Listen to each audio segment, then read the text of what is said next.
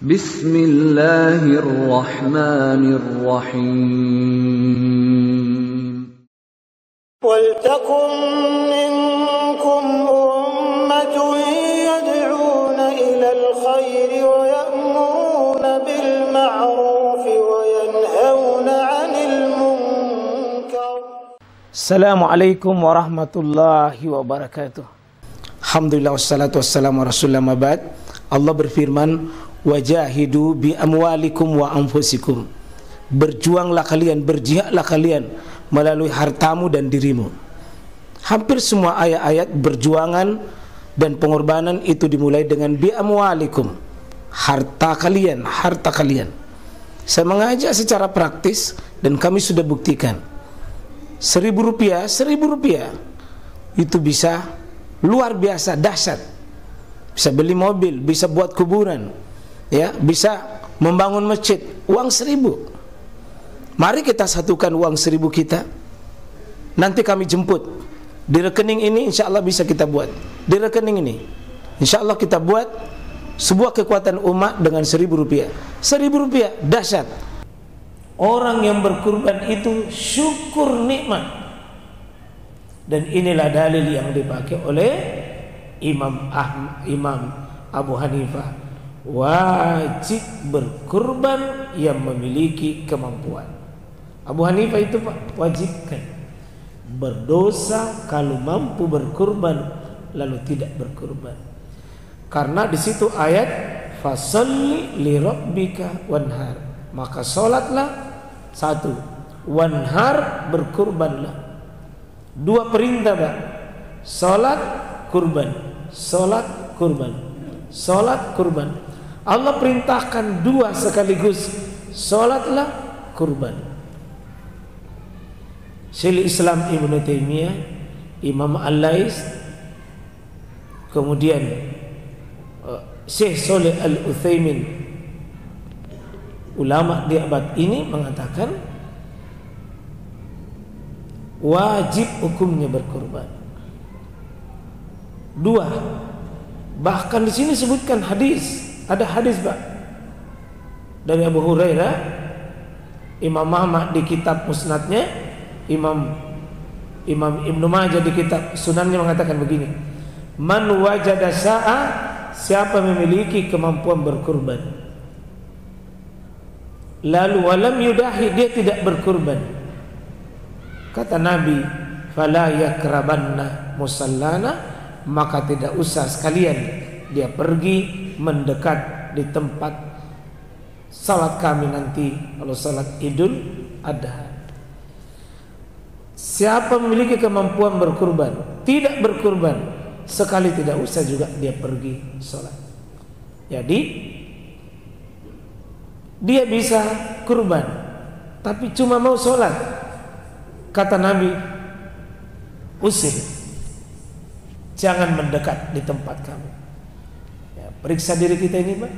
Jangan sampai kita orang yang diusir nanti Nabi karena mampu berkurban tapi tidak berkurban, ya. Karena ada saya lihat sebagian orang bisa beli mobil, bisa beli ini, bisa beli ini, bisa beli ini, tapi tidak bisa berkurban. Ada ini baru-baru pulang umroh, 5 orang yang pergi umroh, suami istri, anak, ditanya suaminya, Haji di mana ke kurban? Bilang tak itu haji perempuan. Sekalinya haji perempuan ditanya, Haji di mana ke kurban? Tak tahu itu haji laki-laki. Nah, barusan ini pergi umroh minimal 30 juta satu orang, 150 juta. Nah, disuruh berkurban 2.200.000, tidak ada namanya. Ini yang begini, Pak, bisa jadi diusir oleh Nabi. Tidak nanggarkan itu hartanya untuk berkurban. Ada yang berkurban tapi terpaksa cari keliling yang paling murah. Cari keliling yang paling murah, itu pun natawar ke lagi. Ya. Sudah natawar, natanya ke lagi. Berapa kilo didapat? Kenapa orang berkurban ditanya berapa kilo didapat? Tidak ada begitu di hikmah, Pak. Tidak ada. Tidak ada. Oh. Yang kita tanya itu berapa kilo didapat. Kurban itu ibadah, Pak. Bukan menunggu. Tapi nanti ada kewajiban panitia. Kembalikan itu. Jangan senaknya panitia mau bagi-bagi. Itu bukan milik tak. Panitia itu diberi hak saja mengatur. Bukan panitia yang mau habiskan. Jangan panitia serakah. Di kantongnya banyak plastik ajaib. 5 kantong plastik berisi pelan-pelan ketika ada kesempatan. Baru ada tim sukses di belakangnya. Jangan sampai ada panitia kurban begini modelnya. Nah, rampas dagingnya orang dengan secara tidak sah. Ada panitia kurban, Pak, musibah. Karena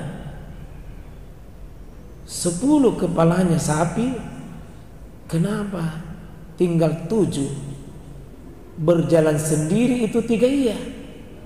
Tidak tahu pergi kemana. Tidak tahu itu.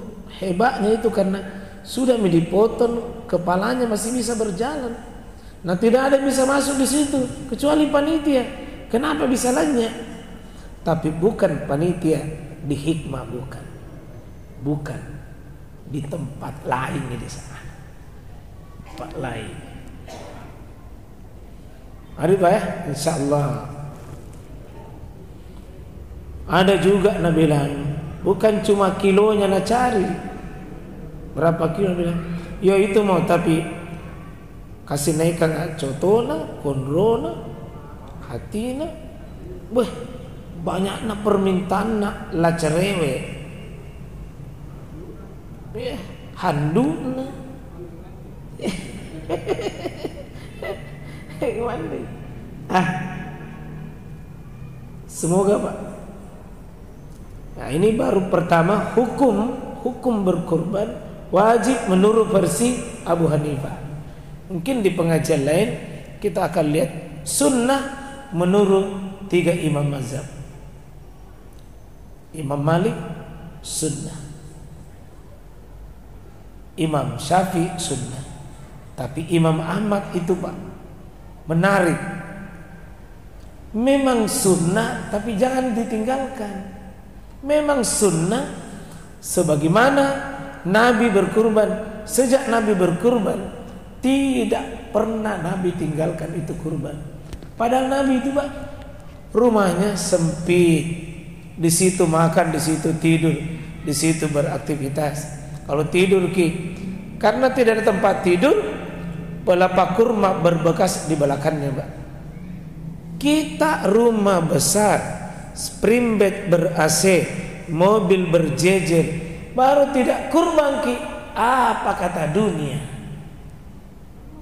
Saya kira begitu. Silahkan kalau ada yang mau disampaikan, mau ditambahkan, mau diperjelas, silahkan Pak. Ya, sudah saya lihat sudah berapa ekor di situ Pak? 7 di, Masya Allah. Insya Allah sudah 7. Tambah mami itu 0 jadi 70. Saya tadi malam di Unas, saya syukur Pak karena alhamdulillah di kompleks Firdaus itu ya baru 50 tadi malam. Baru 50. Ya. Jadi baru 50 Pak. Biasanya 100. Jadi di Firdaus saya bilang begini, Berdosa itu profesor kalau tidak berkurban. Masa gaji tak sekian baru jangan maki baru berkongsi 2 juta na 20 juta gaji tak per bulan. Tidak cocok.